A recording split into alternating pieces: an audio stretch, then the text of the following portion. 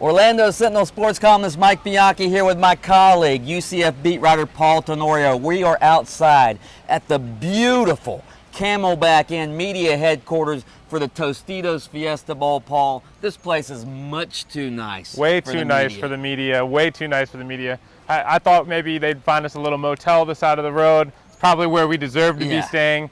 This is great. The mountains in the background. Beautiful, beautiful resort. All the Tostitos you can eat. I wish Outback sponsored this bowl because I'm tired of Tostitos, okay? I've eaten a lot of Tostitos. Get rid of those. Too many Tostitos. Anyway, they had media day today. All the starting players and coaches from both teams, UCF and Baylor, were here at the Camelback Inn at the big ballroom here. The mood of UCF, George O'Leary yucking it up with his players. Very un-O'Leary-like, was it not? It was, I think he's been in a really good mood the entire time he's been out here in Arizona. He's been building this program for 10 years. I think he's taking a moment, a chance to really soak it up and enjoy what's going on out here. He's been in a great mood since they arrived at the airport. Again, today in front of the media, I think he's having a pretty good time. The jokes when he was being asked about Blake Bortles, Blake who, he doesn't want to talk about the NFL, so that's his way of kind of brushing aside any Blake Bortles questions. And he was yucking it up with Justin McCray at one point on top of the table, asking, what player he would bring with him on a deserted island. So, yeah, I think George O'Leary's enjoying it a little bit, and the 67-year-old coach should be. He's been out at practice, lining up behind the middle linebacker. I wrote about it in today's paper, diving into defensive coordinating again for the first time since he was in Minnesota. He's been having a blast. He seems reinvigorated by this whole process, this whole bowl experience. You know what else I think? Deep down, and I'm going to tackle this in a column later in the week, deep down, I think there's a vindication and a validation for George O'Leary. I mean, everybody remembers he's always been known for the Notre Dame resume scandal. Now, he can pretty much say, hey, look what I've done since then. I've taken a no-name school like UCF, put them on the map, taken them to a BCS Bowl. Don't you think deep down O'Leary feels a sense of vindication? I do. Absolutely. I mean, I think one thing that gets overlooked about O'Leary is he's a really great football coach. I mean, everywhere he's gone, the programs have done well. He was at Georgia Tech under Bobby Ross. Obviously, they had a share of the national championship when he was there. Left with Bobby Ross to go to San Diego. Georgia Tech tanks. He comes back, builds that back into an ACC championship team. He becomes National Coach of the Year.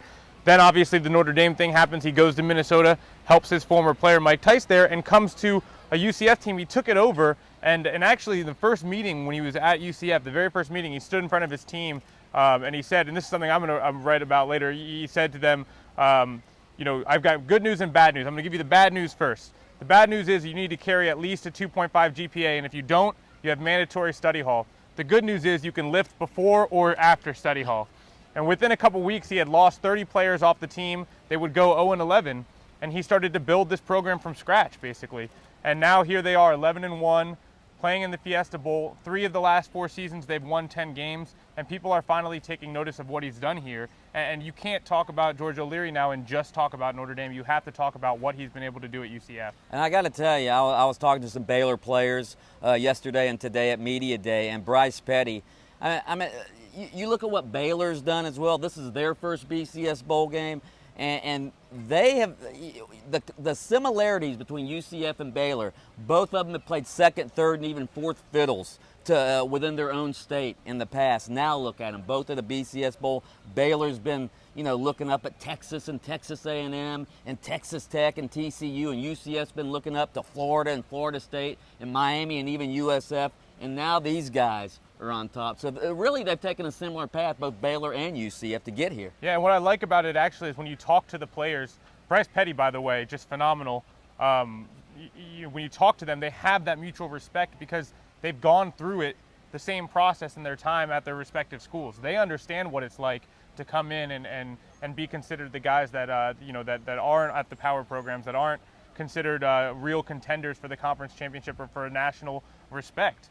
So while the pundits right now are saying Baylor's going to blow UCF out, when you talk to the Baylor players, they're not looking at it that way. They feel UCF looks at this game the same way they do, a chance to make a mark and make a statement. And I think that's why this bowl game has the potential to be a really fun game, because both of these teams understand that this is a real opportunity to capitalize on what they've done in the past 3 or 4 years and really say, hey, we are here, we are for real and we're going to be around in this national picture for, the foreseeable future. And we are here, and we are for real, right here at the Camelback Inn in beautiful Scottsdale, Arizona, live streaming for the Orlando Sentinel. We got to do a few of these while we're out here. I think we're going to do one tomorrow from George O'Leary's press conference tomorrow morning.